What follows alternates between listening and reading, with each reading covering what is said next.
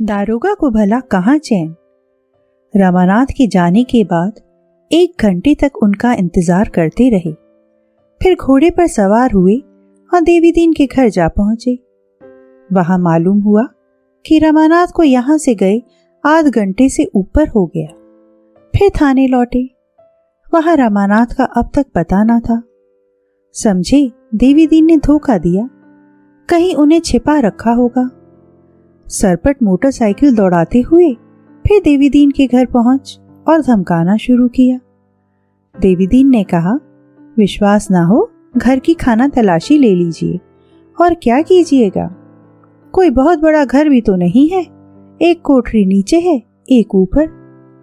दारोगा ने मोटरसाइकिल से उतरकर कहा, तुम बतलाते क्यों नहीं, वे कहाँ गए? देवी, मुझे कुछ मालूम हो तब तो बताऊं साहब। यहाँ आए, अपनी घरवाली से तकरार की और चले गए। दारोगा, वे कब इलाहाबाद जा रही हैं? देवी, इलाहाबाद जाने की तो बाबूजी ने कोई बातचीत नहीं की। जब तक हाईकोर्ट का फैसला ना हो जाएगा वे यहां से ना जाएंगी। दारोगा, मुझे तुम्हारी बातों का यकीन नहीं आता। यह कहते हुए दारोगा नीचे की कोठरी में घुस गए और हर एक चीज को गौर से देखा। फिर ऊपर चढ़ गए। वहां 3 औरतों को देखकर चौंके। ज़ोहरा को शरारत सूझी तो उसने लंबा सा घूंघट निकाल लिया और अपने हाथ साड़ी में छिपा लिए। दारोगा जी को शक हुआ, शायद हजरत ये भेस बदले तो नहीं बैठे हैं। देवीदीन से पूछा, ये तीसरी औरत कौन है? देवीदीन ने कहा, मैं नहीं जानता, कभी कभी बहू से मिलने आ जाती हैं। दारोगा, मुझी से उड़ते हो बचा, साड़ी पहनाकर मुलजिम को छिपाना चाहते हो? इनमें कौन जालपा देवी हैं? उनसे कह दो नीचे चली जाएं, दूसरी औरत को यही रहने दो। जालपा हट गई तो दारोगा जी ने ज़ोहरा के पास जाकर कहा, क्यों हजरत, मुझसे ये चालें? क्या कहकर वहां से आए थे और यहाँ आकर मजे में आ गए? सारा गुस्सा हवा हो गया। अब यह भेस उतारिए और मेरे साथ चलिए, देर हो रही है। यह कहकर उन्होंने ज़ोहरा का घूंघट उठा दिया। ज़ोहरा ने ठट्टा मारा। दारोगा जी मानो फिसलकर विस्मय सागर में गिर पड़े। बोले, अरे तुम हो ज़ोहरा, तुम यहाँ कहाँ? ज़ोहरा, अपनी ड्यूटी बजा रही हूं। और रमानाथ कहाँ गए? तुम्हें तो मालूम ही होगा, वह तो मेरे यहाँ आने के पहले ही चले गए थे। फिर मैं यहीं बैठ गई और जालपा देवी से बातें करने लगी। अच्छा, जरा मेरे साथ आओ, उनका पता लगाना है। ज़ोहरा ने बनावटी कौतूहल से कहा, क्या अभी तक बंगले पर नहीं पहुंचे?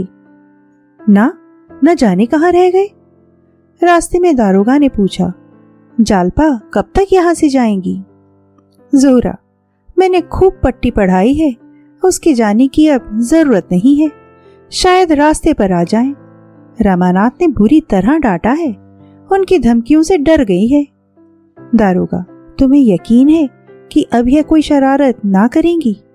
ज़ोहरा, हाँ, मेरा तो यही ख्याल है। दारोगा, तो फिर यह कहाँ गया?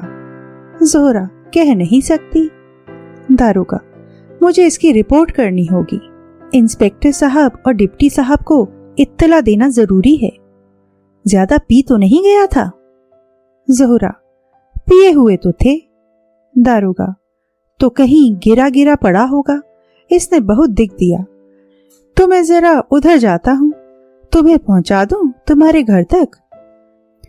ज़ोहरा, बड़ी इनायत होगी। दारोगा ने ज़ोहरा को मोटरसाइकिल पर बिठा लिया और उसको जरा देर में घर के दरवाजे पर उतार दिया, मगर इतनी देर में मन चंचल हो गया। बोले, अब तो जाने का जी नहीं चाहता ज़ोहरा, चलो आज कुछ गपशप हो, बहुत दिन हुए तुम्हारी कर्म की निगाह नहीं हुई। ज़ोहरा ने जीने के ऊपर एक कदम रखकर कहा, जाकर पहले इंस्पेक्टर साहब से इत्तला तो कीजिए, यह गपशप का मौका नहीं है। दारोगा ने मोटरसाइकिल से उतर कर कहा, नहीं, अब ना जाऊंगा ज़ोहरा, सुबह देखी जाएगी, मैं भी आता हूँ। ज़ोहरा, आप मानते नहीं हैं, शायद डिप्टी साहब आते हों, आज उन्होंने कहला भेजा था। दारोगा, मुझे चकमा दे रही हो जोरा? देखो, इतनी बेवफाई अच्छी नहीं। जोरा ने ऊपर चढ़कर द्वार बंद कर लिया और ऊपर जाकर खिड़की से सिर निकाल कर बोली, आदाब अर्ज। दारोगा घर जाकर लेट रहा। 11 बज रहे थे। नींद खुली तो 8 बज गए थे। उठकर बैठे ही थे कि टेलीफोन पर पुकार हुई। जाकर सुनने लगे। डिप्टी साहब बोल रहे थे, इस रमानाथ ने बड़ा गोलमाल कर दिया है। उसे किसी दूसरी जगह ठहराया जाएगा। उसका सब सामान कमिश्नर साहब के पास भेज देना होगा। रात को वह बंगले पर था या नहीं?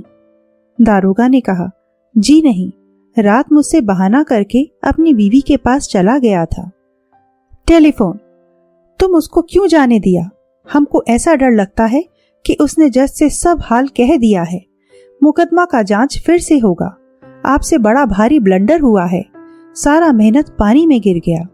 उसको जबरदस्ती रोक लेना चाहिए था। दारोगा, तो क्या वह जज साहब के पास गया था? डिप्टी, हाँ साहब, वहीं गया था और जज भी कायदा को तोड़ दिया। वह फिर से मुकदमा का पेशी करेगा। रमानाथ अपना बयान बदलेगा, अब इसमें कोई डाउट नहीं है। और यह सब आपका बंगलिंग है। हम सब उस बाढ़ में बह जाएगा। जोहरा भी दगा दिया। दारोगा उसी वक्त रमानाथ का सब सामान लेकर पुलिस कमिश्नर के बंगले की तरफ चले। रमानाथ पे ऐसा गुस्सा आ रहा था कि पावे तो समूचा ही निगल जाए। कमबख्त को कितना समझाया, कैसी कैसी खातिर की, पर दगा कर ही गया। इसमें जोरा की भी सांठ गांठ है। बीवी को डांट फटकार करने का महज बहाना था। जोहरा बेगम की तो आज ही खबर लेता हूँ, कहाँ जाती हैं? देवीदीन से भी समझूंगा। 1 हफ्ते तक पुलिस कर्मचारियों में जो हलचल रही उसका जिक्र करने की कोई जरूरत नहीं। रात की रात और दिन के दिन इसी फिक्र में चक्कर खाते रहते थे। अब मुकदमे से कहीं ज्यादा अपनी फिक्र थी। सबसे ज्यादा घबराहट दरोगा को थी। बचने की कोई उम्मीद नहीं नजर आती थी। इंस्पेक्टर और डिप्टी दोनों ने सारी जिम्मेदारी उन्हीं के सिर डाल दी और खुद बिल्कुल अलग हो गए।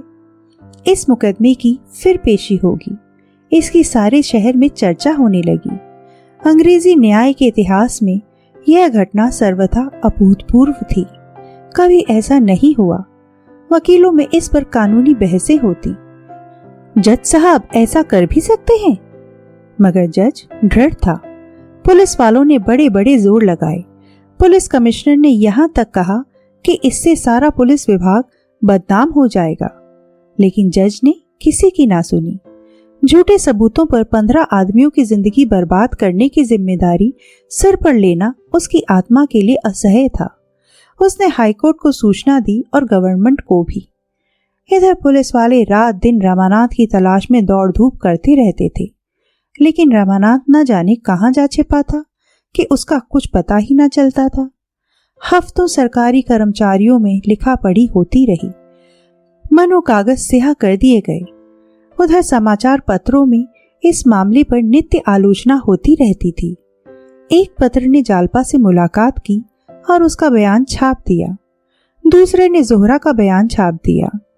इन दोनों बयानों ने पुलिस की बखिया उधेड़ दी।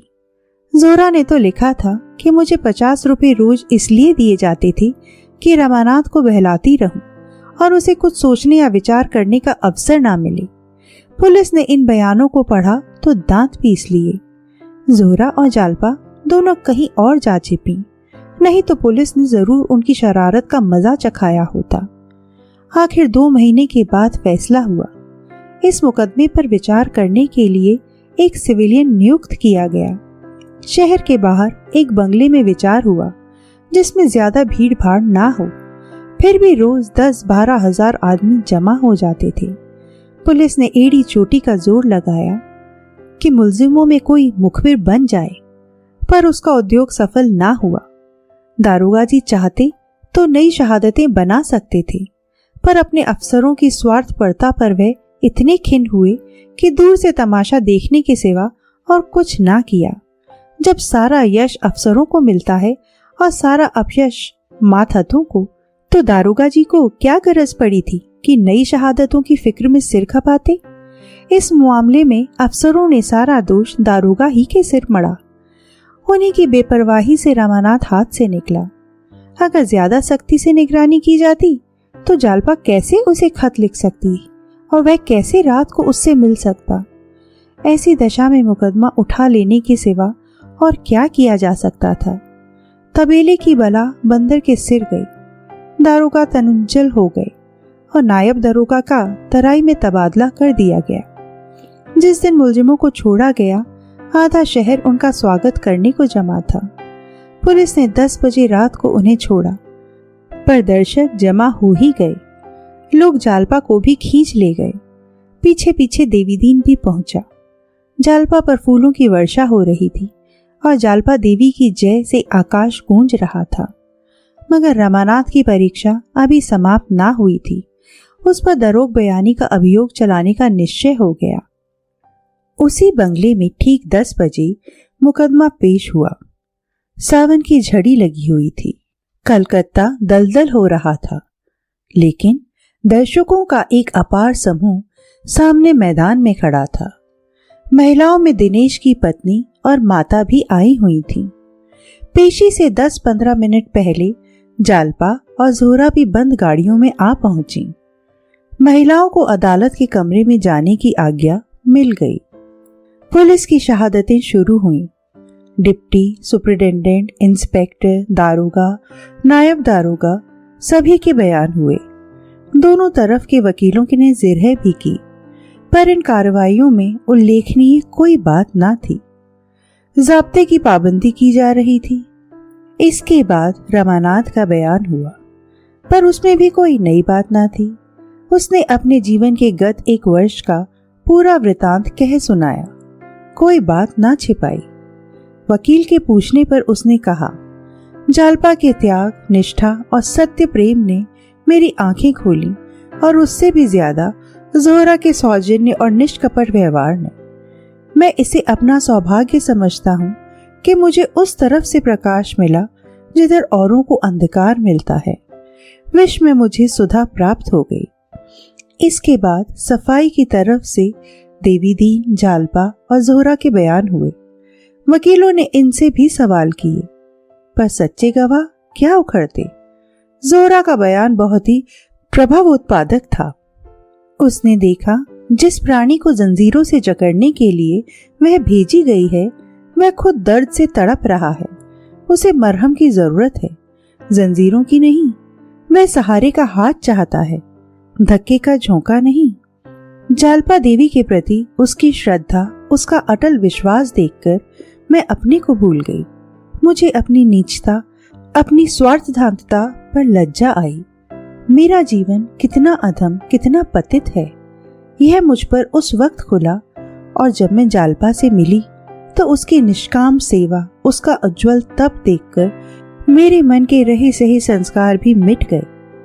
विलास युक्त जीवन से मुझे घृणा हो गई। मैंने निश्चय कर लिया, इसी अंचल में मैं भी आश्रय लूंगी। मगर उससे भी ज्यादा मार्के का बयान जालपा का था। उसे सुनकर दर्शकों की आंखों में आंसू आ गए। उसके अंतिम शब्द ये थे, मेरे पति निर्दोष हैं। ईश्वर की दृष्टि में ही नहीं, नीति की दृष्टि में भी वह निर्दोष हैं। उनके भाग्य में मेरी विलासासक्ति का प्रायश्चित करना लिखा था, वह उन्होंने किया। वह बाजार से मुंह छिपाकर भागी। उन्होंने मुझ पर अगर कोई अत्याचार किया तो वह यही कि मेरी इच्छाओं को पूरा करने में उन्होंने सदैव कल्पना से काम लिया। मुझे प्रसन्न करने के लिए, मुझे सुखी रखने के लिए उन्होंने अपने ऊपर बड़े से बड़ा भार लेने में भी संकोच नहीं किया।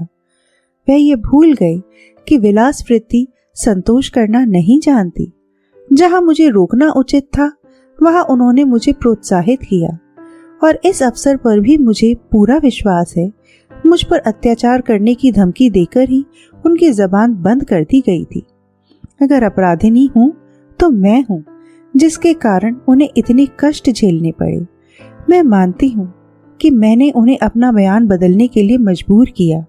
अगर मुझे विश्वास होता कि वह डाकों में शरीक हुए तो सबसे पहले मैं उनका तिरस्कार करती। मैं यह नहीं सह सकती थी कि वह निरपराधियों की लाश पर अपना भवन खड़ा करें। जिन दिनों यहाँ डाका पड़े उन तारीखों में मेरे स्वामी प्रयाग में थे। अदालत चाहे तो टेलीफोन द्वारा इसकी जांच कर सकती है। अगर जरूरत हो तो म्युनिसिपल बोर्ड के अधिकारियों का बयान लिया जा सकता है। ऐसी दशा में मेरा कर्तव्य इसके सिवा कुछ और हो ही नहीं सकता था, जो मैंने किया। अदालत ने सरकारी वकील से पूछा, क्या प्रयाग से इस मामले की कोई रिपोर्ट मांगी गई थी? वकील ने कहा, जी हाँ, मगर हमारा उस विषय पर कोई विवाद नहीं है। सफाई के वकील ने कहा, इससे यह तो सिद्ध हो जाता है कि मुलजिम डाके में शरीक नहीं था। अब केवल यह बात रह जाती है कि वह मुखबिर क्यों बना। वादी वकील, स्वार्थ सिद्धि के सिवा और क्या हो सकता है? सफाई का वकील, मेरा कथन है उसे धोखा दिया गया, और जब उसे मालूम हो गया कि जिस भय से उसने पुलिस के हाथों की कठपुतली बनना स्वीकार किया था वह उसका भ्रम था, तो उसे धमकियां दी गई। अब सफाई का कोई गवाह ना था। सरकारी वकील ने बहस शुरू की। योर ऑनर, आज आपके सम्मुख एक ऐसा अभियोग उपस्थित हुआ है जैसा सौभाग्य से बहुत कम हुआ करता है। आपको जनकपुर की डकैती का हाल मालूम है। जनकपुर के आसपास कई गांवों में लगातार डाके पड़े और पुलिस डकैतों की खोज करने लगी। महीनों पुलिस कर्मचारी अपनी जान हथेलियों पर लिए डकैतों को ढूंढ निकालने की कोशिश करते रहे। आखिर उनकी मेहनत सफल हुई और डाकुओं की खबर मिली। यह लोग एक घर के अंदर बैठे पाए गए। पुलिस ने एक बारगी सबों को पकड़ लिया, लेकिन आप जानते हैं ऐसे मामलों में अदालतों के लिए सबूत पहुंचाना कितना मुश्किल होता है। जनता इन लोगों से कितना डरती है। प्राणों के भय से शहादत देने पर तैयार नहीं होती। यहाँ तक कि जिनके घरों में डाके पड़े थे वे भी शहादत देने के अवसर आया तो साफ निकल गए। महानुभावों, पुलिस इसी उलझन में पड़ी हुई थी कि एक युवक आता है और इन डाकुओं का सरगना होने का दावा करता है। वह उन डकैतियों का ऐसा सजीव, ऐसा प्रमाणभूत वर्णन करता है कि पुलिस धोखे में आ जाती है। पुलिस ऐसे अवसर पर ऐसे आदमी पाकर गैबी मदद समझती है। यह युवक इलाहाबाद से भाग आया था और यहाँ भूखों मरता था। अपने भाग्य निर्माण का ऐसा सुअवसर पाकर उसने उससे अपना स्वार्थ सिद्ध करने का निश्चय कर लिया। मुखबिर बनकर सजा का तो उसे भय था ही नहीं। पुलिस की सिफारिश से कोई अच्छी नौकरी पा जाने का विश्वास था। पुलिस ने उसका खूब आदर सत्कार किया और उसे अपना मुखबिर बना लिया। बहुत संभव था कि कोई शहादत ना पाकर पुलिस इन मुलजिमों को छोड़ देती और उन पर कोई मुकदमा ना चलाती, पर इस युवक के चकमे में आकर उसने अभियोग चलाने का निश्चय कर लिया। उसमें चाहे और कोई गुण हो या ना हो, उसकी रचना शक्ति की प्रखरता से इनकार नहीं किया जा सकता। उसने डकैतियों का ऐसा यथार्थ वर्णन किया कि जंजीर की एक कड़ी भी कहीं से गायब ना थी। अंकुर से फल निकलने तक की सारी बातों की उसने कल्पना कर ली थी। पुलिस ने मुकदमा चला दिया, पर ऐसा मालूम होता है कि इस बीच में उसे सौभाग्य निर्माण का इससे भी अच्छा अवसर मिल गया। बहुत संभव है सरकार की विरोधी संस्थाओं ने उसे प्रलोभन दिए हों और उन प्रलोभनों ने उसे स्वार्थ सिद्धि का नया रास्ता सुझा दिया हो। जहां धन के साथ यश भी था, वाहवाही भी थी, देशभक्ति का गौरव भी था। वह अपने स्वार्थ के लिए सब कुछ कर सकता है। वह स्वार्थ के लिए किसी के गले पर छुरी भी चला सकता है और साधु वेश भी धारण कर सकता है। यही उसके जीवन का लक्ष्य है। हम खुश हैं कि उसकी सद्बुद्धि ने अंत में उस पर विजय पाई, चाहे उनका हेतु कुछ भी क्यों ना हो। निरपराधियों को दंड देना पुलिस के लिए उतना ही आपत्तिजनक है जितना अपराधियों को छोड़ देना। वह अपनी कारगुजारी दिखाने के लिए ही ऐसे मुकदमे नहीं चलाती। न गवर्नमेंट इतनी न्याय शून्य है कि वह पुलिस के बहकावे में आकर सारहीन मुकदमे चलाती फिरे। लेकिन इस युवक की चकमेबाजियों से पुलिस की जो बदनामी हुई और सरकार के हजारों रुपए खर्च हो गए, इसका जिम्मेदार कौन है? ऐसे आदमी को आदर्श दंड मिलना चाहिए ताकि फिर किसी को ऐसी चकमेबाजी का साहस ना हो। ऐसे मिथ्या का संसार रचने वाले प्राणी के लिए मुक्त रहकर समाज को ठगने का मार्ग बंद कर देना चाहिए। उसके लिए इस समय सबसे उपयुक्त स्थान वह है जहां उसे कुछ दिन आत्मचिंतन का अवसर मिले। शायद वहां के एकांतवास में उसको आंतरिक जागृति प्राप्त हो जाए। आपको केवल यह विचार करना है कि उसने पुलिस को धोखा दिया है या नहीं। इस विषय में अब कोई संदेह नहीं रह जाता कि उसने धोखा दिया। अगर धमकियां दी गई थीं, तो वह पहली अदालत के बाद जज की अदालत में अपना बयान वापस ले सकता था, पर उस वक्त भी उसने ऐसा नहीं किया। इससे यह स्पष्ट है कि धमकियों का आक्षेप मिथ्या है। उसने जो कुछ किया स्वेच्छा से किया। ऐसे आदमी को यदि दंड ना दिया गया तो उसे अपनी कुटिल नीति से काम लेने का फिर साहस होगा और उसकी हिंसक मनोवृत्तियां और भी बलवान हो जाएंगी। फिर सफाई के वकील ने जवाब दिया, यह मुकदमा अंग्रेजी इतिहास ही में नहीं, शायद सर्वदेशीय न्याय के इतिहास में एक अद्भुत घटना है। रमानाथ एक साधारण युवक है। उसकी शिक्षा भी बहुत मामूली हुई है। वह ऊंचे विचारों का आदमी नहीं है। वह इलाहाबाद के म्युनिसिपल ऑफिस में नौकर था। वहां उसका काम चुंगी के रुपए वसूल करना है। वह व्यापारियों से प्रथानुसार रिश्वत लेता है और अपनी आमदनी की परवाह ना करता हुआ अनाप शनाप खर्च करता है। आखिर एक दिन मीजान में गलती हो जाने से उसे शक होता है कि उससे कुछ रुपए उठ गए। वह इतना घबरा जाता है कि किसी से कुछ नहीं कहता, बस घर से भाग खड़ा होता है। वहां दफ्तर में उस पर शुबा होता है और उसके हिसाब की जांच होती है। तब मालूम होता है उसने कुछ गबन नहीं किया, सिर्फ हिसाब की भूल थी। फिर रमानाथ के पुलिस के पंजे में फंसने, फर्जी मुखबिर बनने और शहादत देने का जिक्र करके उसने कहा, अब रमानाथ के जीवन में एक नया परिवर्तन होता है। ऐसा परिवर्तन है जो एक विलास प्रिय पद लोलुप युवक को धर्मनिष्ठ और कर्तव्यशील बना देता है। उसकी पत्नी जालपा, जिसे देवी कहा जाए तो अतिशयोक्ति ना होगी, उसकी तलाश में प्रयाग से यहाँ आती है और यहाँ जब उसे मालूम होता है कि रमानाथ एक मुकदमे में पुलिस का मुखबिर हो गया है, तो वह उससे छिपकर मिलने आती है। रमानाथ अपने बंगले में आराम से पड़ा हुआ है। फाटक पर संतरी पहरा दे रहा है। जालपा को पति से मिलने में सफलता नहीं होती। तब वह एक पत्र लिखकर उसके सामने फेंक देती है और देवीदीन के घर चली जाती है। रमानाथ यह पत्र पढ़ता है और उसकी आंखों से पर्दा हट जाता है। वह छिपकर जालपा के पास आता है। जालपा उससे सारा वृतांत कह सुनाती है और उससे अपना बयान वापस लेने पर जोर देती है। रमानाथ पहले शंकाएं करता है, पर बात को राजी हो जाता है और अपने बंगले पर लौट जाता है। वहां वह पुलिस अफसरों से साफ कह देता है कि मैं अपना बयान बदल दूंगा। अधिकारी उसे तरह तरह के प्रलोभन देते हैं, पर जब इसका रमानाथ पर कोई असर नहीं होता और उन्हें मालूम हो गया है कि उस पर गबन का कोई मुकदमा नहीं है, तो वे उसे जालपा को गिरफ्तार करने की धमकी देते हैं। रमानाथ की हिम्मत टूट जाती है। वह जानता है पुलिस जो चाहे कर सकती है, इसलिए वह अपना इरादा तब्दील कर देता है और वह जज के इजलास में अपने बयान का समर्थन कर देता है। अदालत मात हत में रमानाथ से सफाई ने कोई जिरह नहीं की थी। यहाँ उससे जिरह की गई, लेकिन इस मुकदमे से कोई सरोकार ना रखने पर भी उसने जिरह में ऐसे जवाब दिए कि जज को कोई भी शंका ना हो सका और मुलजिमों को सजा हो गई।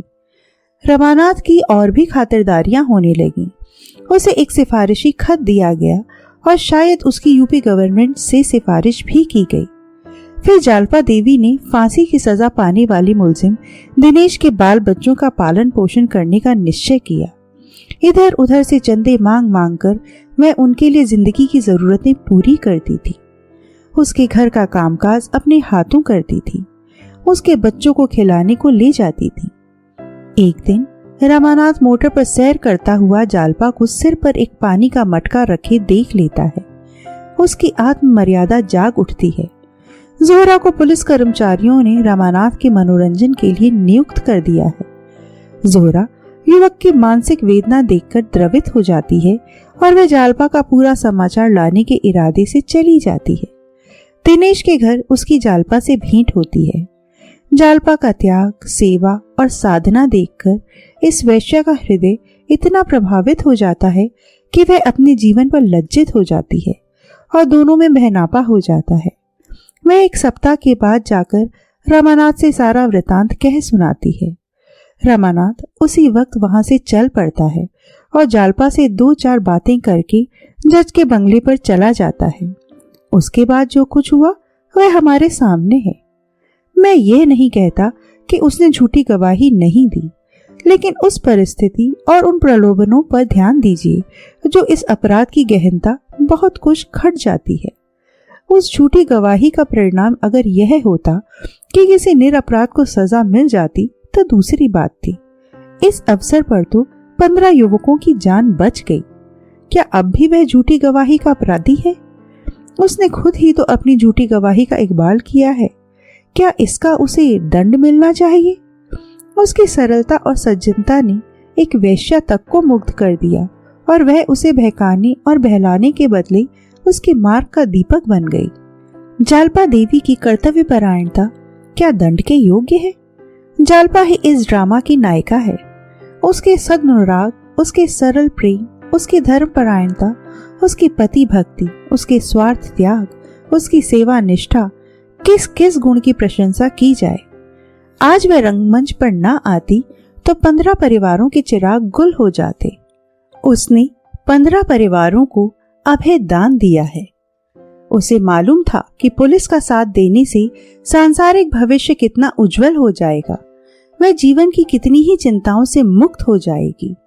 संभव है उसके पास भी मोटर कार हो जाएगी, नौकर चाकर हो जाएंगे, अच्छा सा घर हो जाएगा, बहुमूल्य आभूषण होंगे। क्या एक युवती रमणी के हृदय में इन सुखों का कुछ भी मूल्य नहीं है? लेकिन वह यह यातना सहने के लिए तैयार हो जाती है। क्या यही उसके धर्मानुराग का उपहार होगा कि वह पति वंचित होकर जीवन पथ पर भटकती फिरे? एक साधारण स्त्री में जिसने उच्च कोटि की शिक्षा नहीं पाई, क्या इतनी निष्ठा, इतना त्याग, इतना विमर्श किसी दैवी प्रेरणा का परिचायक नहीं है? क्या एक पतिता का ऐसे कार्य में सहायक हो जाना कोई महत्व नहीं रखता? मैं तो समझता हूँ रखता है। ऐसे अभियोग रोज नहीं पेश होते। शायद आप लोगों को अपने जीवन में फिर ऐसा अभियोग सुनने का अवसर ना मिले। यहाँ आप एक अभियोग का फैसला करने बैठे हुए हैं, मगर इस कोर्ट के बाहर एक और बहुत बड़ा न्यायालय है जहाँ आप लोगों के न्याय पर विचार होगा। जालपा का वही फैसला न्यायानुकूल होगा जिसे बाहर का विशाल न्यायालय स्वीकार करे। वह न्यायालय कानून की बारीकियों में नहीं पड़ता, जिनमें उलझकर, जिनकी पेचीदगियों में फंसकर हम अक्सर पथभ्रष्ट हो जाया करते हैं। अक्सर दूध का पानी और पानी का दूध कर बैठते हैं। अगर आप झूठ पर पश्चाताप करके सच्ची बात कह देने के लिए भोग विलास युक्त जीवन को ठुकराकर फटे हालों जीवन व्यतीत करने के लिए किसी को अपराधी ठहराते हैं, तो आप संसार के सामने न्याय का कोई ऊंचा आदर्श नहीं उपस्थित कर रहे हैं। सरकारी वकील ने इसका प्रत्युत्तर देते हुए कहा, धर्म और आदर्श अपने स्थान पर बहुत ही आदर की चीजें हैं, लेकिन जिस आदमी ने जानबूझकर झूठी गवाही दी उसने अपराध अवश्य किया और इसका उसे दंड मिलना चाहिए। यह सत्य है कि उसने प्रयाग में ऐसा कोई गबन नहीं किया था और उसे इसका भ्रम मात्र था, लेकिन ऐसी दशा में एक सच्चे आदमी का यह कर्तव्य था कि वह गिरफ्तार हो जाने पर अपनी सफाई देता। उसने सजा के बह से झूठी गवाही देकर पुलिस को क्यों धोखा दिया? यह विचार करने की बात है। अगर आप समझते हैं कि उसने अनुचित काम किया तो आप उसे अवश्य दंड देंगे। अब अदालत की फैसला सुनाने की बारी आई। सभी को रमानाथ से सहानुभूति हो गई थी, पर इसके साथ ही यह भी मानी हुई बात थी कि उसे सजा होगी। क्या सजा होगी यही देखना था। लोग बड़ी उत्सुकता से फैसला सुनने के लिए सिमट आए। कुर्सियां और आगे खींच ली गईं और कनबत्तियां भी बंद हो गईं। मामला केवल यह है कि एक युवक ने अपनी प्राण रक्षा के लिए पुलिस का आश्रय लिया और जब उसे मालूम हो गया कि जिस भय से वह पुलिस का आश्रय ले रहा है वह सर्वथा निर्मूल है, तो उसने अपना बयान वापस ले लिया। रमानाथ में अगर सत्य निष्ठा होती तो वह पुलिस का आश्रय ही क्यों लेता? लेकिन इसमें कोई संदेह नहीं कि पुलिस ने उसे रक्षा का यह उपाय सुझाया और इस तरह उसे झूठी गवाही देने का प्रलोभन दिया। मैं यह नहीं मान सकता कि इस मामले में गवाही देने का प्रस्ताव स्वतः उसके मन में पैदा हो गया। उसे प्रलोभन दिया गया जिसे उसने दंड भय से स्वीकार कर लिया। उसे यह भी अवश्य विश्वास दिलाया गया होगा कि जिन लोगों के विरुद्ध उसे गवाही देने के लिए तैयार किया जा रहा था वे वास्तव में अपराधी थे, क्योंकि रमानाथ में जहां दंड का भय है वहां न्याय भक्ति भी है। वह उन पेशेवर गवाहों में नहीं है जो स्वार्थ के लिए निरपराधियों को फंसाने से भी नहीं हिचकते। अगर ऐसी बात ना होती तो वह अपनी पत्नी के आग्रह से बयान बदलने पर कभी राजी ना होता। यह ठीक है कि पहली अदालत के बाद ही उसे मालूम हो गया था कि उस पर गबन का कोई मुकदमा नहीं है और जज की अदालत में वह अपने बयान को वापस ले सकता था। उस वक्त उसने यह इच्छा प्रकट भी अवश्य की, पर पुलिस की धमकियों ने फिर उस पर विजय पाई। पुलिस को बदनामी से बचने के लिए इस अवसर पर उसे धमकियां देना स्वाभाविक है, क्योंकि पुलिस को मुलजिमों के अपराधी होने के विषय में कोई संदेह न था। रमानाथ धमकियों में आ गया, यह उसकी दुर्बलता अवश्य है, पर परिस्थिति को देखते हुए क्षम्य है। इसलिए मैं रमानाथ को बरी करता हूँ।